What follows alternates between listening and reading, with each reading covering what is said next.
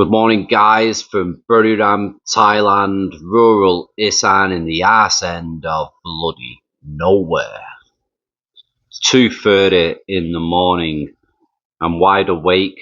My son's got a high temperature. Just checked it about an hour ago. It was 38.8 degrees. He wasn't too well on his holiday. He had the runs, and now he's got the runs and he's got a high temperature. So just need to monitor him and keep him cool, and hopefully it's just some kind of flu bug or something of that nature that he gets over in a couple of days, but we will see.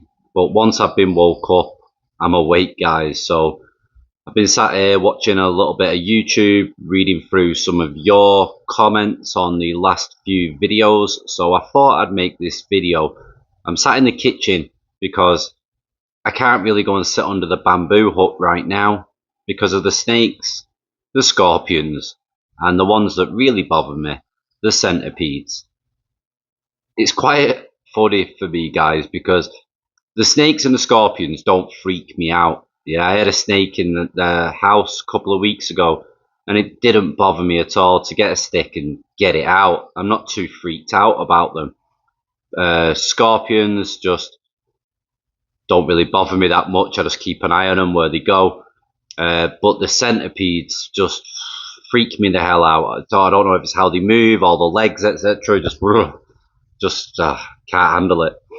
But living in Thailand, you kind of get used to most things, especially the snakes and scorpions. So you get used to dealing with them. But I remember when I lived in England, thinking about a snake or a scorpion would freak me out back there. But because I've seen so many now, it just doesn't bother me that much. But anyway, been sat here thinking about my visa issues. I've got till January the 3rd to sort my visa out so I can remain in Thailand and not have to go back to England. So that's been bothering me a little bit. I've tried not to think about it. Now, thank you to the guys that sent me emails in about it. I've still got some emails I've not even read yet. I'm still behind on my emails, but I'm hoping I'll have it all.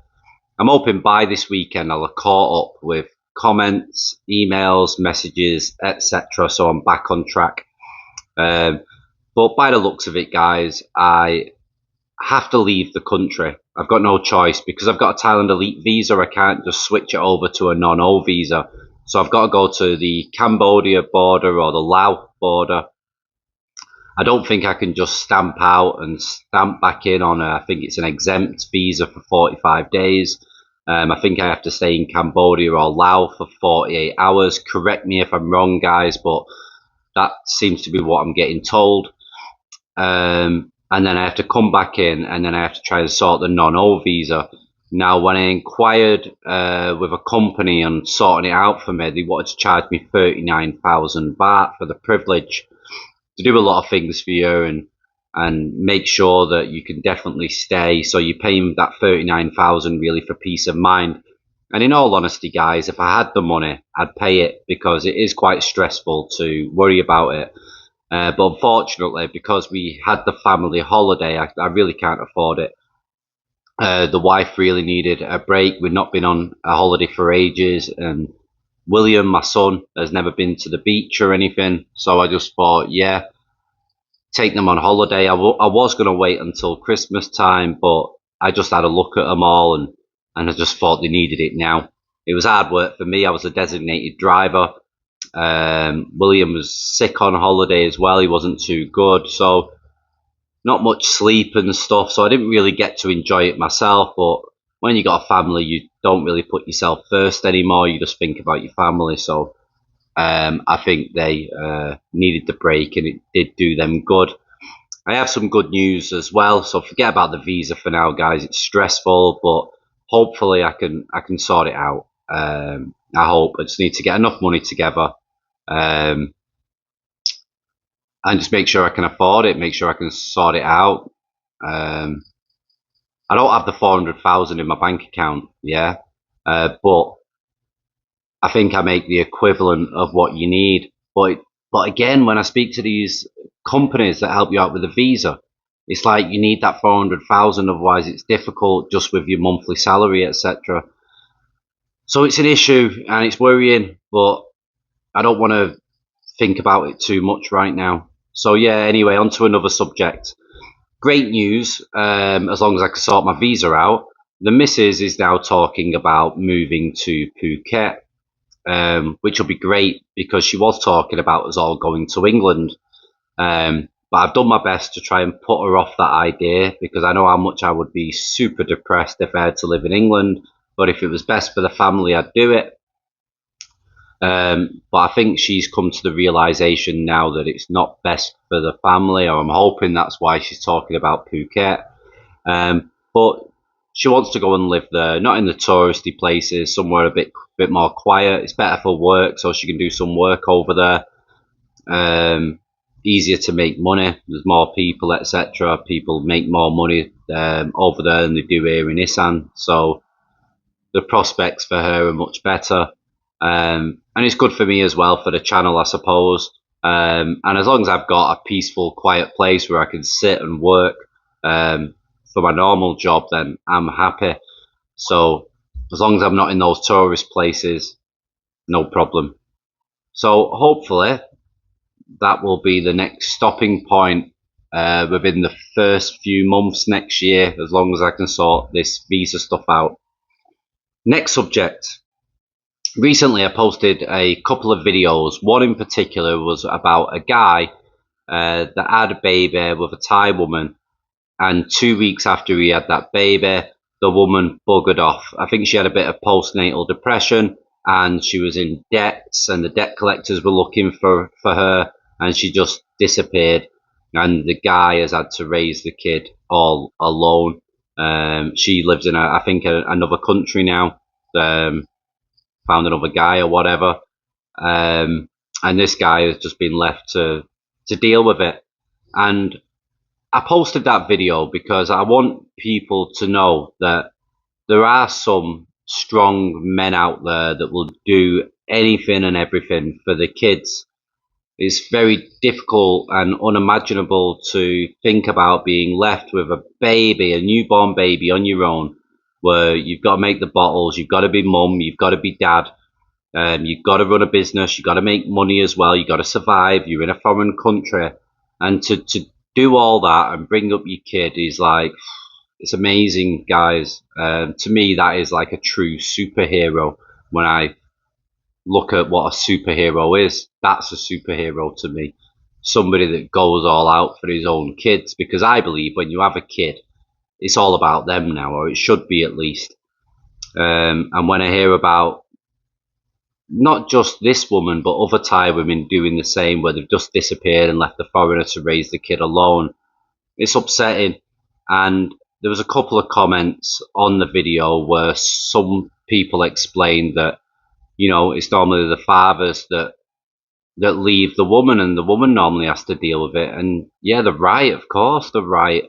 And I feel the exact same thing. You know, those mothers are superheroes as well, you know, to bring up the kids on their own. It's not nice, guys, for the kid. It's not nice for the person that has to deal with it, but this is the world that we live in. It's very popular now for this to happen. But I just thought I'd highlight that it's not just women that are doing it, it's men that are doing it as well. We're not as bad as what people think, you know. There are some very, very decent superhero dads out there. I also recently posted a video. I wanted to try and give you a positive one about a guy who'd been online dating with a Thai woman for 10 months. They finally met, they hit it off, everything was great and wonderful. The guy seems to be in love. He's after coming back to Thailand in March, I think he said. And he's going to surprise her with a retirement visa and that he's here to stay. And I just hope all goes well for him. There was a few pessimistic comments on the video where people are saying, well, yeah, let's see what happens in a few months, you know, and laughing and stuff. And I understand, because we do all hear a lot of horror stories here in Thailand where things go very, very, very wrong. But for now, you know, this particular guy is in love, he's feeling great, he knows things can go wrong, he's not so stupid, he's not so naive. He seems to know the red flags and the warning signs. So as long as he can keep that mentality, he should be safe. And as long as he understands the reality as well, that if it didn't work out with his retirement visa, um, he's got to look at as well that if it doesn't work out with this woman, then he's happy to live here alone and enjoy his life and possibly meet somebody else. And as long as he's considered that, then I think this guy will be absolutely fine. So hopefully it works out. And there are some good stories, guys. We have a mixture of people here on this channel. We have people that have been burned by bar girls and freelancers where they've decided to date with them and get into a relationship with them. We've had people that have got with women from online dating sites and been totally rinsed of all the bloody money. We've had people that have just married somebody they've met in a coffee shop and all that, and it's gone wrong. And then we've had people that have actually met people on online dating sites. They've met bar girls from many, many years ago, because I don't know about any new stories where it's worked out, but many, many years ago. And they've stayed together, and they did actually manage to take that girl out of the bar and keep her out of the bar. So it's not all bad, guys. It's just that in this world, obviously, we hear a lot more negative stories than positive stories. And due to the type of women that foreigners normally get with here in Thailand, they are normally the types that you would avoid, or the council estate types back home. And that's why you'll hear a lot more negative stories than positive stories. For me, that's the reality of it. But anyway, let's move on to the next subject. Okay, now in previous videos, I've explained to people that if you want to meet a good Thai woman, then you need to be straight with that woman and basically say that you're not going to be an ATM. You're not going to be buying her crazy jewelry or crazy houses or buying a land, and you're not going to be that guy. And if you're straight up with her, then she may leave you. Or if she stays, then you're going to keep her. Now, what I've noticed from speaking to people is that a big problem is that they're scared to be that straight with the woman because they are afraid that she's going to leave them. Yeah? Sounds a bit crazy, this, doesn't it, guys, to some of you, or probably to most of you. They are afraid that if they are honest with a woman and say, I'm not going to be your ATM, I'm not going to buy you presents, I'm not going to buy you jewelry, I'm not going to buy you a house, I'm not going to pay a big dowry, I'm not going to do this, and I'm not going to do that. If you want to be with me, you be with me for love, and that's it. I will support you like a husband would back home. I'll pay the bills. I understand your salary isn't that high, etc. So I will pay the majority of your stuff, but I'm not basically going to be used and abused. And it seems that a lot of foreigners are very, very afraid to be that frank and that direct and that open with the Thai girl, the Thai woman, someone who just started dating, etc., or somebody that they're about to date, because they're afraid that reality is going to kick in. And that woman is going to basically say, well, if you can't do all that, then I don't want to be with you. And then they lose that woman. They lose that sex. They lose that companionship, or whatever it is that they fear of losing. They lose it. But guys, if a woman is only going to solely be with you for all those things, she's going to be with anybody for all those things. And if you can never provide for her in the way that she wants you to provide for her, then you're going to have a big problem on your hands. And more than likely, she's going to leave you, or she's going to ask you to leave. And whatever you've bought her, whether it's a house, land, jewelry, car, whatever, is all going to end up belonging to her. And then you're going to be left out on your ear, and she's going to be with another foreigner that's providing her that stuff and more.